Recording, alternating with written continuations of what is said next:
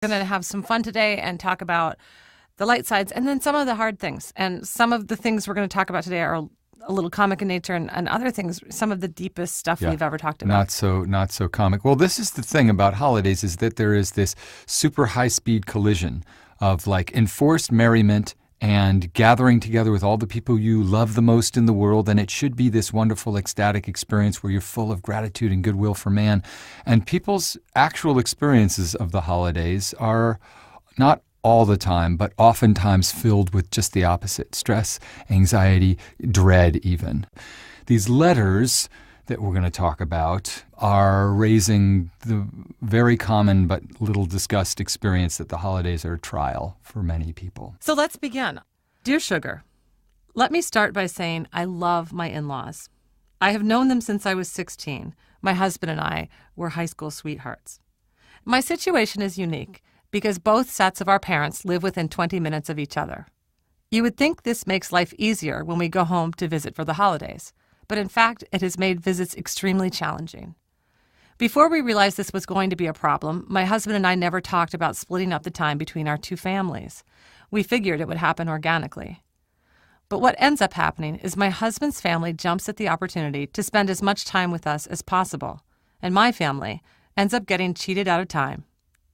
One trip home, my husband and I slept separately for a week.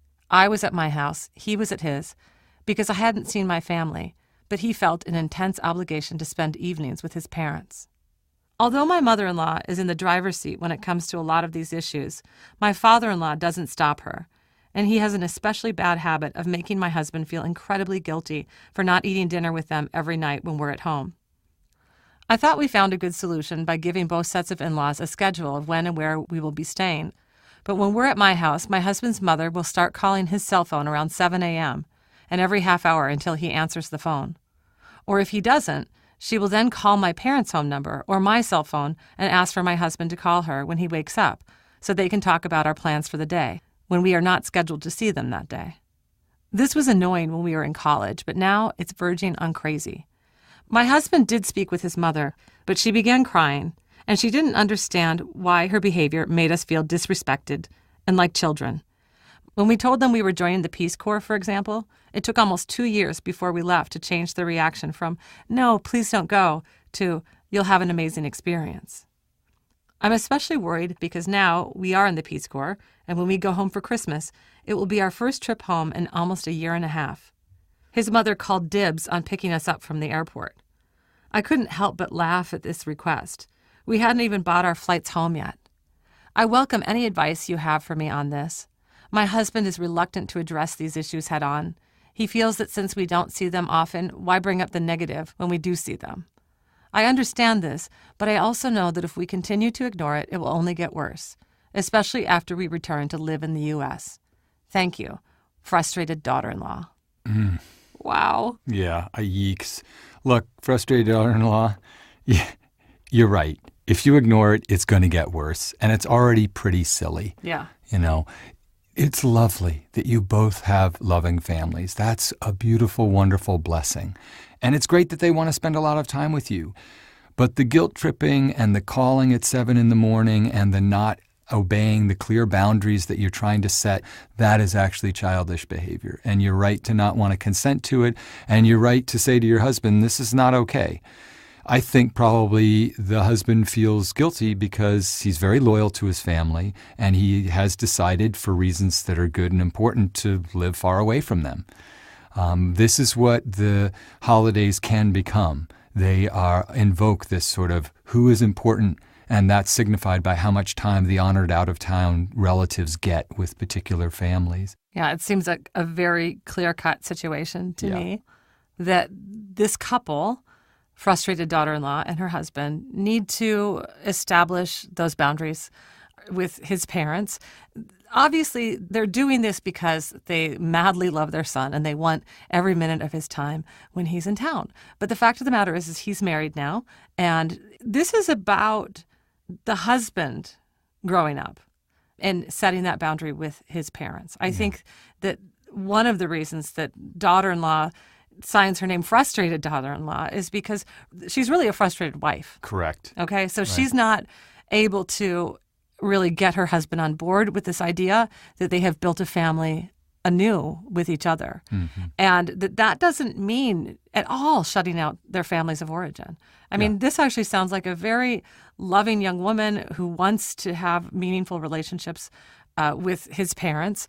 So, before we get any in-laws involved in any conversations about who's going to visit who, I would counsel the two of them, this couple, to really talk about it. I mean, he can't go to his parents and say, listen, we really are going to spend half the time with my wife's parents and half the time with you. Yeah. He can't say that with clarity unless he feels that kind of clarity and certainty in his own heart. I agree she should talk to her husband, but my point is that if he is not going to bring himself to this just unilaterally, she shouldn't just put him in the position of being the go-between, because then he's in this terrible situation where his loyalties are divided, and he, in the back of his mind, is thinking, I want to deliver this message, but I don't want to deliver it in a way that's going to hurt my parents' feelings. And clearly that message has not been delivered. I feel that he should go with her. And the reason I feel that is because otherwise they're going to say, oh, I get it. It's that daughter-in-law of ours. He needs to, in her presence with her, say, hey, we're united on this. This is always the battleground that, this is why that in-law relationship is so fraught. We've talked about it because the primacy of this mom is being replaced by his wife. And she's not trying to push this family away, but they're smothering. And believe me, it's going to get worse, because when kids are in the picture, then there's a whole additional potential battleground if you don't make it clear. Right? Right. Well, she says that he's reluctant to address these issues head on. Right. But let me tell you what I think will happen if he doesn't. His wife is going to go from feeling like she loves her in-laws and wants to honor them and spend time with them to being resentful. To resenting them and feeling bitter and angry and cheated. Right. And she sort of does a little bit already. She does a little bit already, but it's early enough in this process. I mean, that she can turn things around. They can turn things around. And so if the husband here is listening, I hope he is, because I will say to him, this conflict that you're hoping to avoid, this is not going to go away. Right. Okay, 10 years from now, whether you have kids or not, this is going to be a much uglier situation if the two of you don't decide to move forward as a united front. I agree with you that they should both be there in that conversation. I think the husband should take the lead because he's their son. He's the one they love unconditionally. I think it wouldn't serve them to have this conversation framed as if, the daughter-in-law is pushing for this. I think that it's always really important for the child who is the son or daughter of the in-laws in question that, really takes the lead on that. Right. But I think you're absolutely right. Sitting there together as a unified front is really important. There is a piece of this that it's so hard to have conflict. It's so hard to sit in a room and say something confrontational to somebody, to say something that will disappoint somebody you love. And this husband says, well, why bring up the negative? We're talking about, 10 days over, the course of December. Well, really, the answer to that is because it's important. It's important that you establish yourselves as a family. There's a reason that Frustrated Daughter-in-Law wrote to us. It's essentially this little seed that's going to grow bigger and bigger and bigger. And it's an unhealthy dynamic in which she has the clarity to recognize this is a kind of love that's possessive in its nature. Pretty soon, if it continues to go on, it is going to become an issue in your marriage. Or it already is to a small extent. She's clearly not angry at her husband. She's sympathetic to how loyal he is. But you can't be loyal in a way that ultimately is avoiding being forthright and getting pushed around. And that's a little bit what's happened. It's not being disloyal. It's not being disloyal to say, hey, you both live in the same town. It's only fair that we're half the time here and half the time there. Let's just get that right out there. And one piece of advice I would give to this couple when they're preparing for this conversation is to write a script. That sounds ridiculous and sort of overdetermined, but whenever I've had to say something hard to family members like we all have, what I found is I'll get nervous in the moment or overly emotional in the moment or defensive. And even though I don't walk in the room with the script and read from the script, what I find is really helpful is beforehand write down everything I have to say. And I would recommend that they first acknowledge how much they love these parents, and then they lay out in very clear, concrete, concise terms what their dilemma is and how they have decided to solve it. Yeah. And I think that when you go in prepared knowing what you're going to say, you're less likely to respond to some of the heightened emotion or drama of the moment. Which these parents are likely to produce. Right. I would very strongly advise for you, frustrated daughter-in-law, and in general, have this discussion before the holidays roll around. Because within the pressure cooker of the holidays themselves, it's already too late. Once you're in that moment, it's even more likely that things are going to go off script, as it were. Right. And that might mean if they want to do it in person, obviously that first day when they get there or pretty quickly thereafter, you'll get off on the right foot if you begin with that understanding.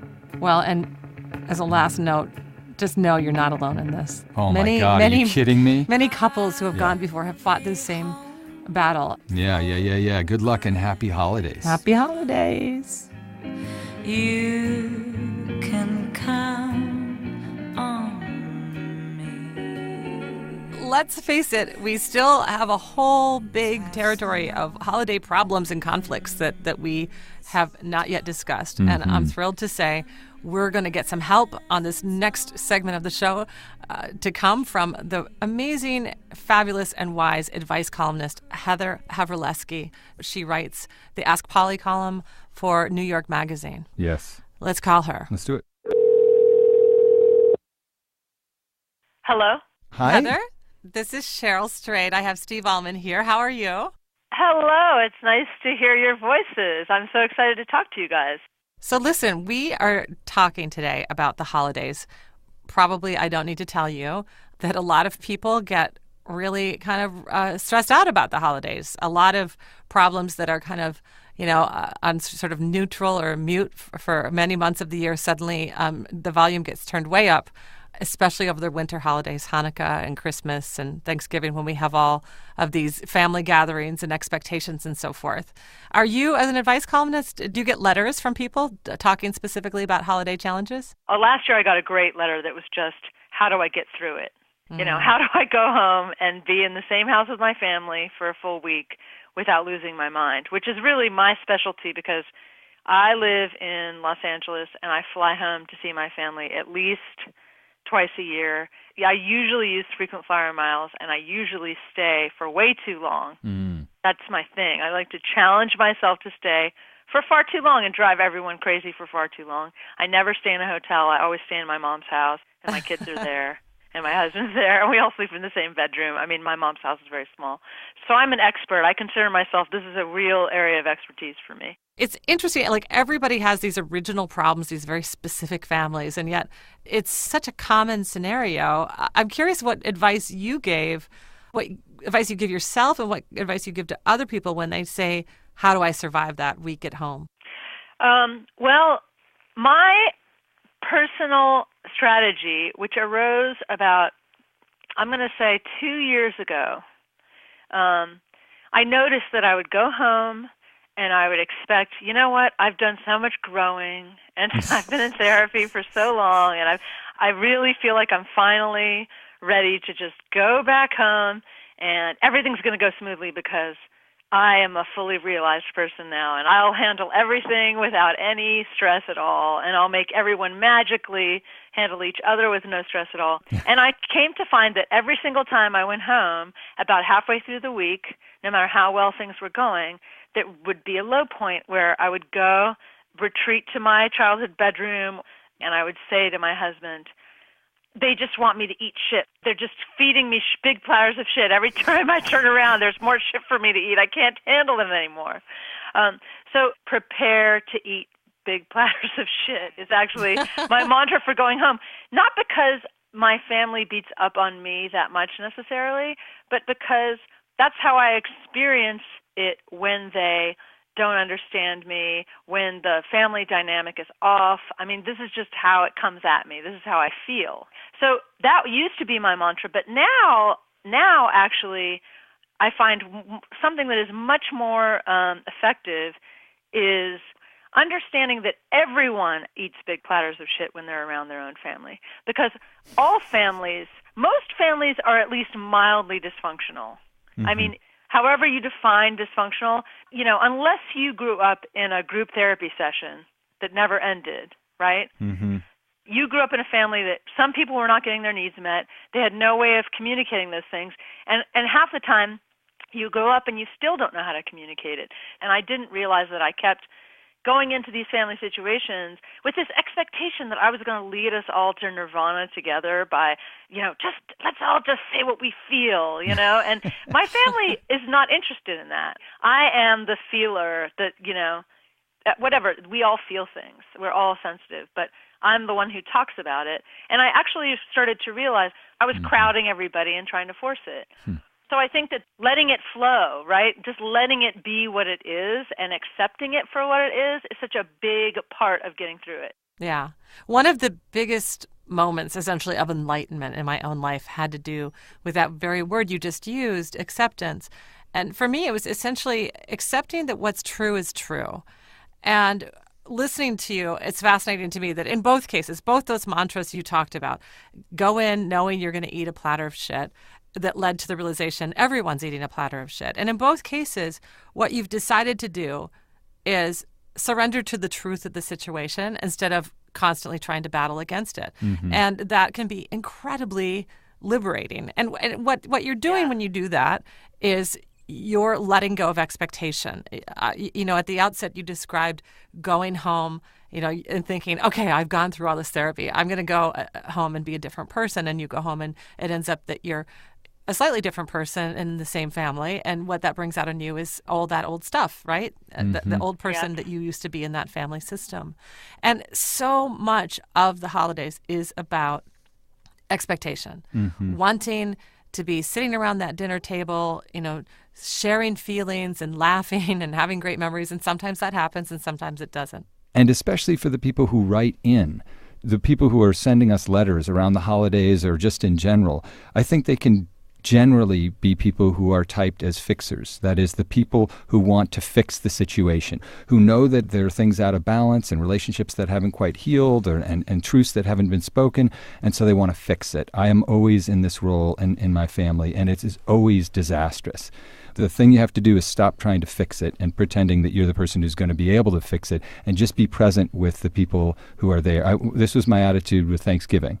I went and visited and had a Thanksgiving with my in-laws, and rather than having a list of complaints in my head or breakthroughs that I wanted to make with this more emotionally reticent family, I was like, let's just have some pie. I will admit I got a little stoned. I ate way too much and just talked about whatever dumb fucking stuff we wanted to talk about. And it was actually incredibly unburdening to sort of lift the mantle of being a fixer from myself. So for our letter writers, keep that in mind. You're writing to us because you have a fantasy in the back of your mind, like Heather, that you're going to go home and Christmas or the holidays are going to be this occasion where you're going to fix things. That's the wrong agenda.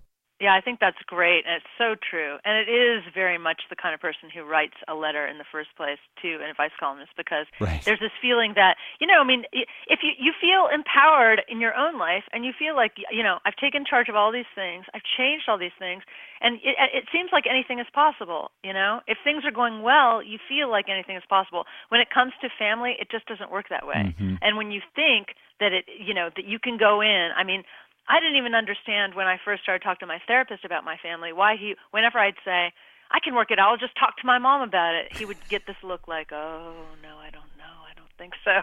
Yeah. I don't think that's going to work, And the fact is, just as you said, Steve, when you sit around and you make space for people to just talk about the shit they want to talk about, and to be as shallow as they feel like being, or as concrete as they feel like being, sometimes I think that I actually added stress to my family just by not being relaxed, because I always had an agenda, When you have no agenda, you can actually set everybody else at ease in a way that they're able to be present, that they weren't able to be present before because your agenda was kind of ruling, it was adding tension to the room. Yeah, they pick up on it immediately.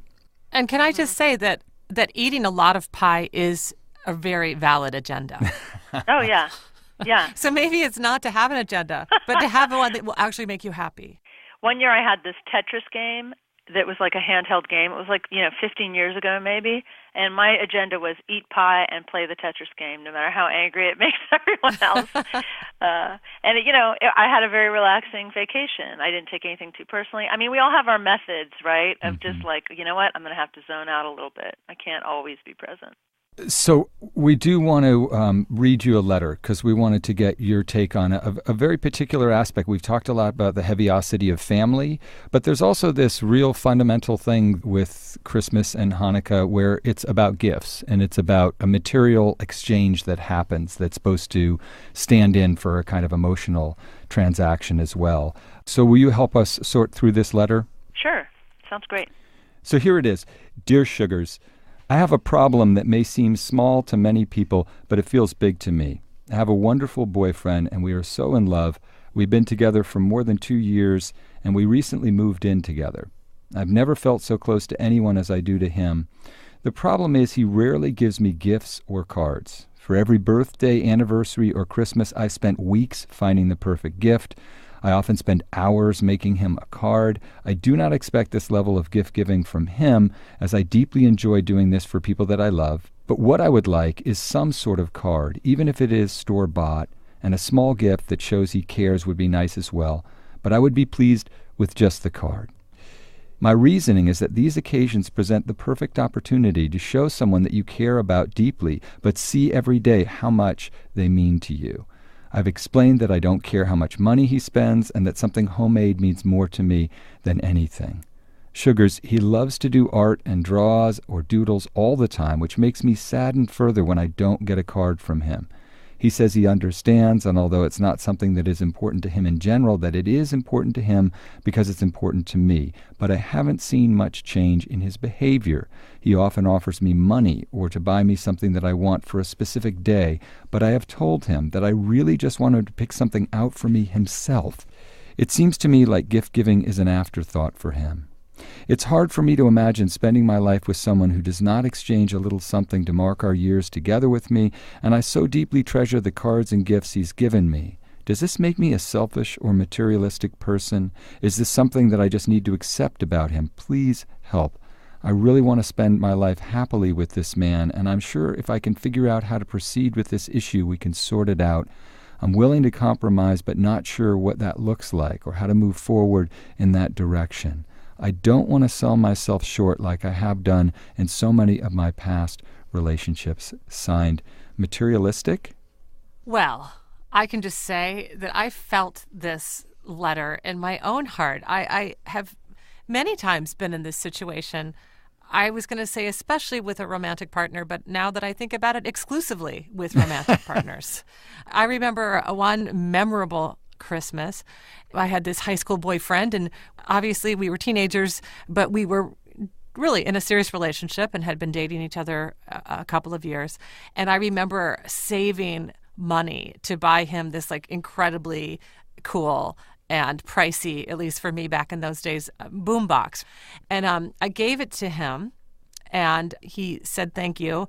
And I got that kind of lump in my throat because it became clear to me that he didn't have anything for me, which I don't understand. It was Christmas. I was his girlfriend, his longtime girlfriend. And so we were parked in one spot, making out and so forth, and I gave him his present. And then we drove onward, and he stopped at this gas station that actually his parents own in the town where I grew up. Sexy. And he said, hold on, I'll be right back. I have to go inside.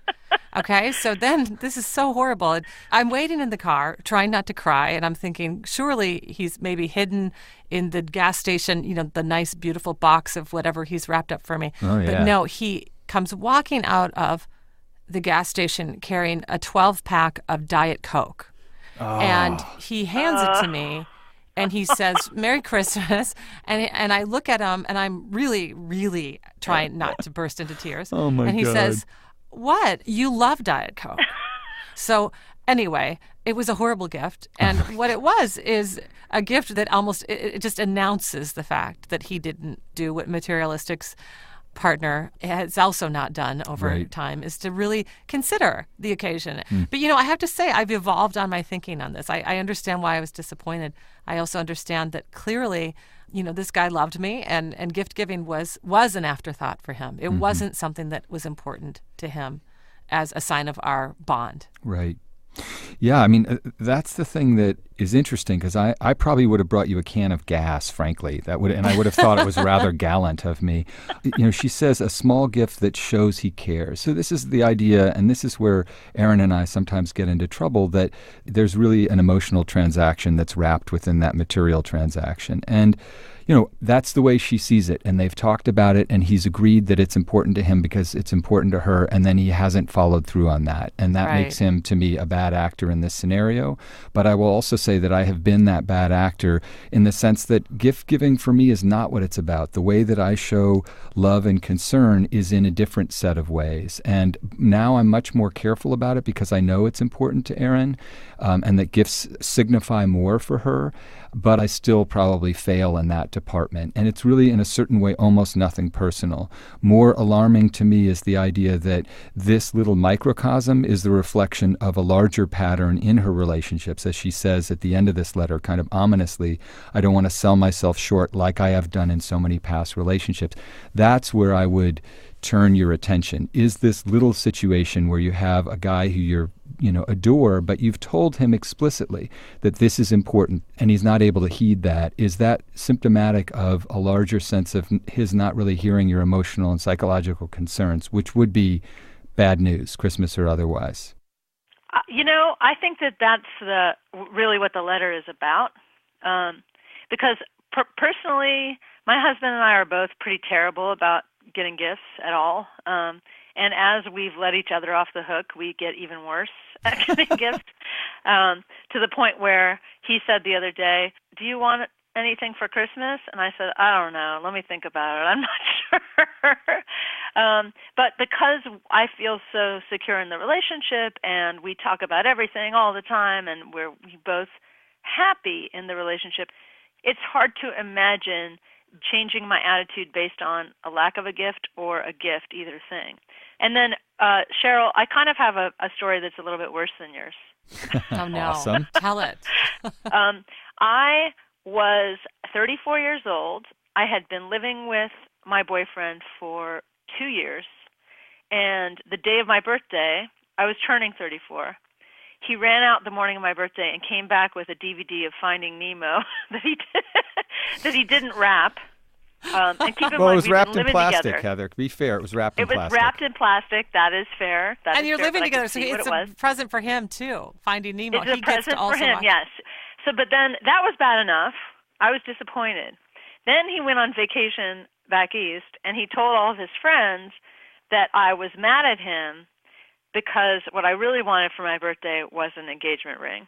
Wow. Okay, which he reported to me when he came back from his trip. I said, "How did everything go?" And he said, "Everyone was wondering why you didn't come." And I said, "Well, what did you say?" And he said, "Well, I told them you really wanted an engagement ring for your birthday and you were really disappointed." And I said, I would have taken an engagement ring, but the real issue is that I got Finding Nemo. Yeah. But also, what I'm trying to say with that anecdote is that the issue is the level of commitment and the level of care that the other person is showing. Correct. My husband shows care towards me all the time, and this boyfriend was letting me know that there was no way he could do anything but run to the drugstore. And so with this letter, I feel like the big question is, why do these gifts matter so much? I mean, it is one thing to be someone who believes in gifts and believes in gestures, but look, if you've said to someone repeatedly, gifts and gestures mean the world to me. I don't care if you spend a cent. I just want you to make a gesture. I mean, maybe she needs to sit down with him one more time and say, I need this. I don't care if you think it's stupid. Right. I'm telling you right now that I really need this. It's hard when you're in a relationship to actually sit down, especially if the commitment is uncertain. It's very difficult to sit down and say, this is what I need from you. Let me be explicit. Right. This is what I want you to do. I mean, I've been in relationships where I've said to my boyfriend, I'm going to spell it out for you. Right. Because you don't seem to be getting it. Right. And actually, it works. It does. If the person cares, it works.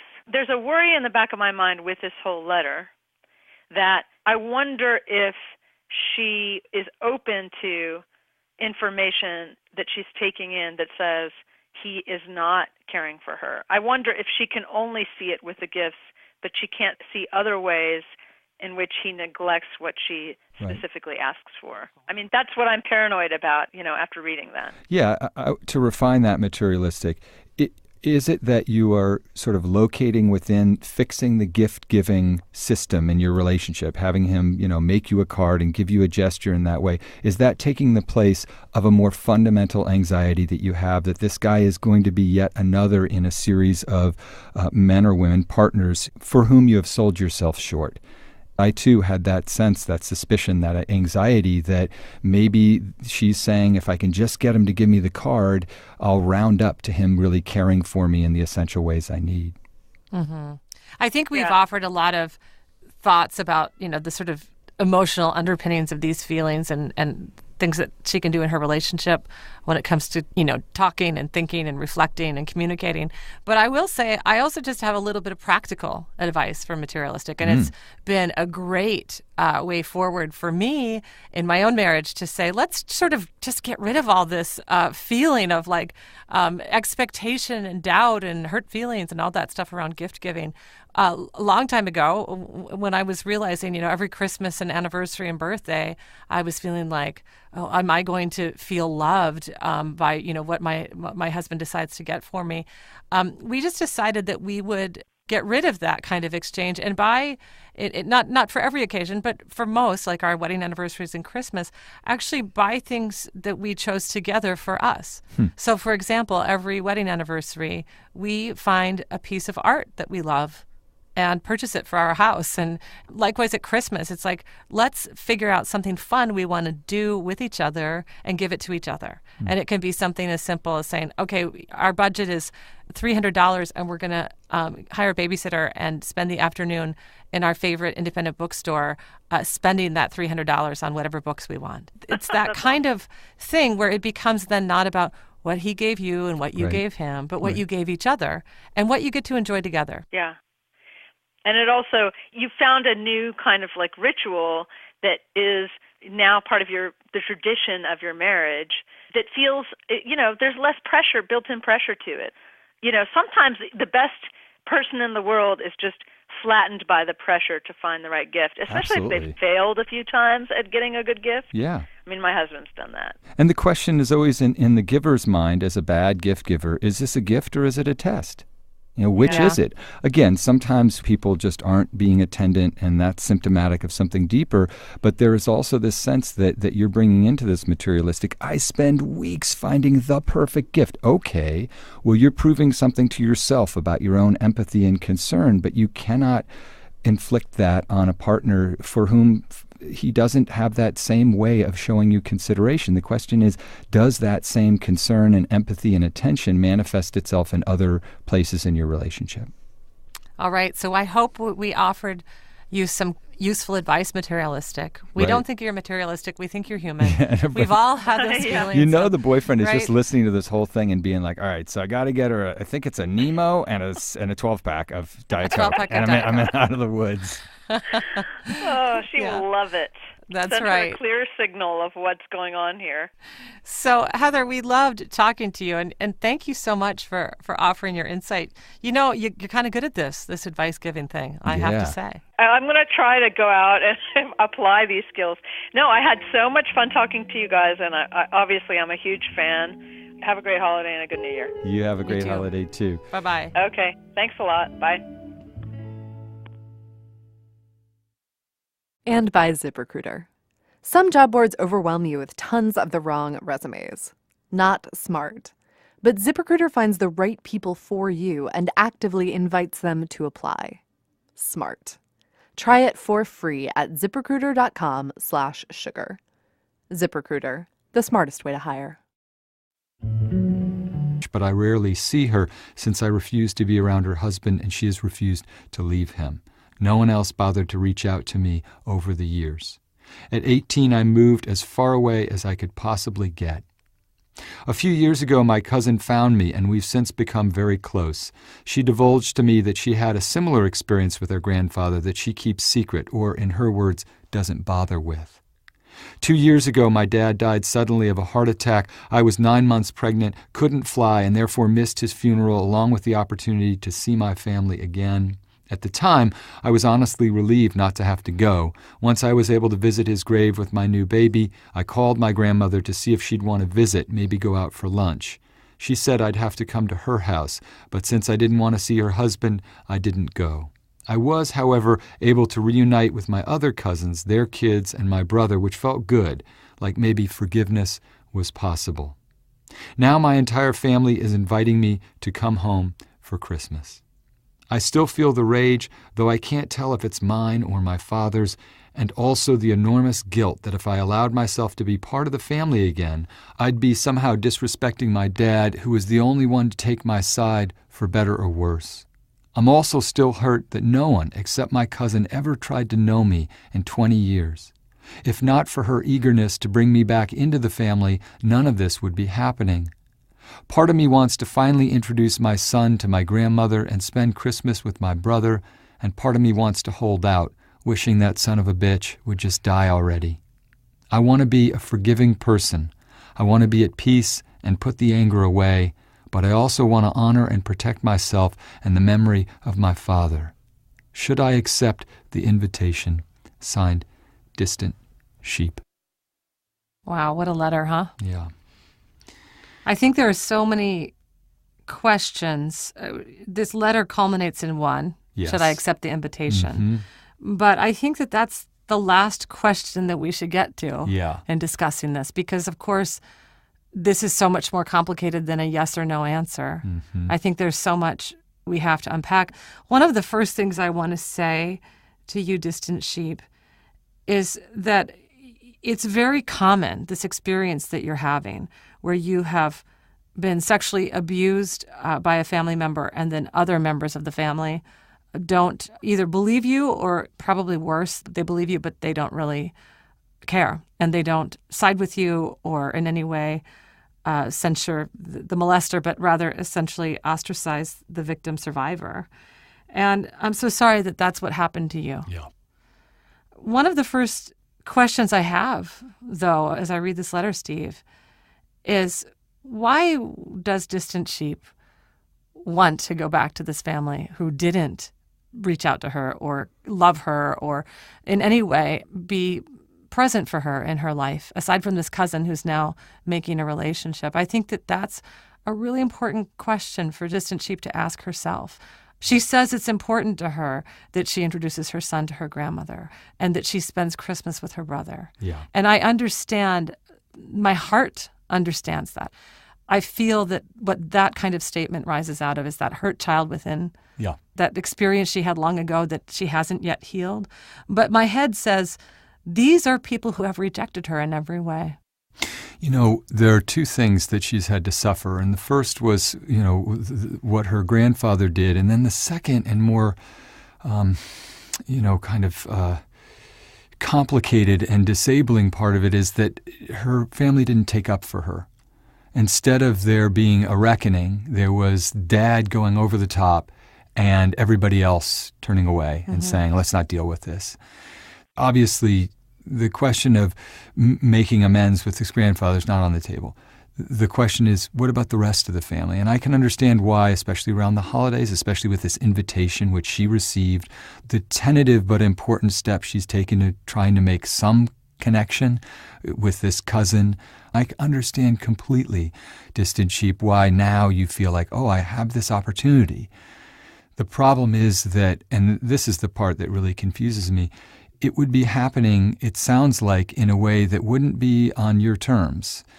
And even when she came back and, called her grandmother, she's got a little baby, she's come home to bury her father, and the grandmother's response isn't, yes, of course, I want to see that baby, and maybe we'll just ignore the big ugly thing that's also in the room so that we can focus on the little beautiful thing that's in the room. It's, sure, if you want to come to my house. What? Right. That's crazy. Yeah. Even if you live in a world in which your husband didn't do these things and they're just accusations, it's still crazy to say, yes, you have to come to my house in order to interact with me. And ultimately, it's this kind of battle of who's going to be in control. Yeah, that's my thought too. I do think that there's a world of difference between time passing And those family members who had done the wrong thing back in the day, those 20 years ago, when those family members didn't stand with Distant Sheep, coming to her and saying, look, we were wrong and we didn't know how to react. And so we did the wrong thing. We did the safe thing, which is to try to make this fact go away. Right. And please forgive us, and we welcome you back into the fold, and we will do everything we can do to protect you. Right. Even if they fall short of rejecting the grandfather. Now, they're not doing that. They're saying, sure, come on back. But everything in Distant Sheep's letter tells me that they're saying, come on back, but And remember keep your that mouth you're shut. going to follow Right. our rules. Even the cousin who says, I was also abused by this same man. And so my grandfather also molested me too, Distant Sheep. I don't know if you're a regular listener of this podcast, but I've talked about that. And I have a different dynamic because my mother and father divorced shortly after I experienced this sexual abuse. And then I never saw my father's family again. So I didn't have to deal with this particular dilemma that you're dealing with. But I understand the emotional reality that you're in right now. And I think for me, a huge part of my journey in healing from that abuse had to do with realizing so much of forgiving and healing that hurt had to do with me getting right with myself, Right. not needing that grandfather to come back and say sorry, not needing my father, who years later became aware that I had suffered this abuse, saying, oh, I'm sorry I didn't protect you. Having to sort of detach myself, I guess, from any expectation Right. that anyone around me would make it better. Right. And Distant Sheep, I have to say, I feel like that you're in some ways looking to your family, these other people who did abandon you. You're looking to them to heal this wound that only you yourself can heal. Yeah. And part of what I'm really afraid of for you is that I can see, it's like a train coming really fast toward us, that I can see the situation you describe here doesn't look like it's going to be a healing experience. It looks like you're going to go home for Christmas and be profoundly disappointed and maybe re-traumatized. Yeah. In fact, one of the things that's so kind of baffling is the implication is that the grandfather would still be there. And in other words, that part of at least the family's agenda is to get her in the same room with the grandfather, and by some strange calculus in their hearts, that would make her accusations go Yeah. away and the reality that stands behind those accusations. And that's completely nutso. Yeah. Right? So just so you are clear on that, that's nuts. I also want to say, as a side note, something that you mentioned a couple times in your letter, this idea of honoring your father's memory by staying angry and by not reconnecting. And I just want to say that's a useless notion. Your Yeah. father is dead. Right. There is no honor to protect. The greatest thing you can do to honor your father is to thrive. Yeah. And to be that person who he loved so dearly. And that gets to be all kinds of things. It's not about, protecting some sort of rage that he had, that you were victimized in this way. I think that for your own life, holding on to that rage would be nothing but destructive. Right. It's an essential point to make because the letter is filled with this basic conflicting impulse. The first is to forgive. And the second is, I want that son of a bitch to die already. Right. Right, understandably. You're writing, my dad went insane with rage and caused an enormous amount of emotional damage for me and everyone else. So don't continue that tradition.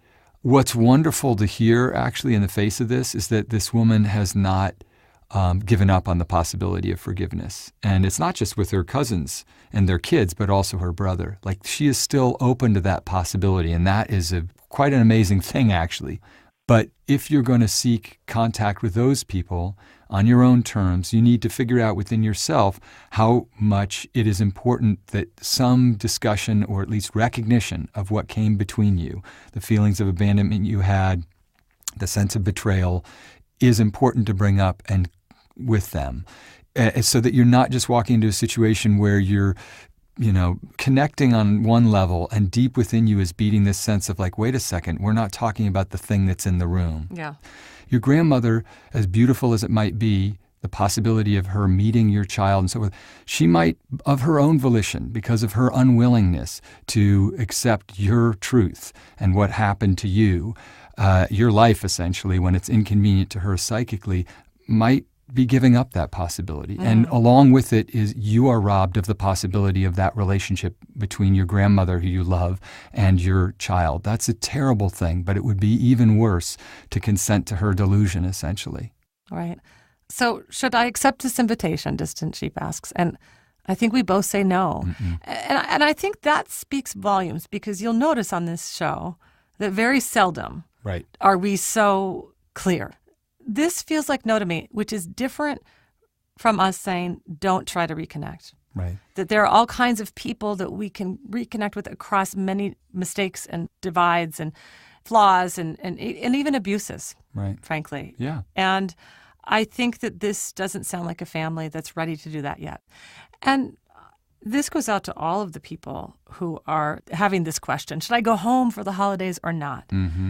We think of the holidays as this time of great family togetherness, and that this is the time to sort of set aside differences and come together to, metaphorically and literally break bread. But I do think that there are times that you have to set that boundary and say no, because that family is destructive to you ultimately, but especially at the holidays, that you say that you need to make a healthy choice for yourself. And so we send all of you, Distant Sheep and all the other sheep in the flock who have a similar dilemma.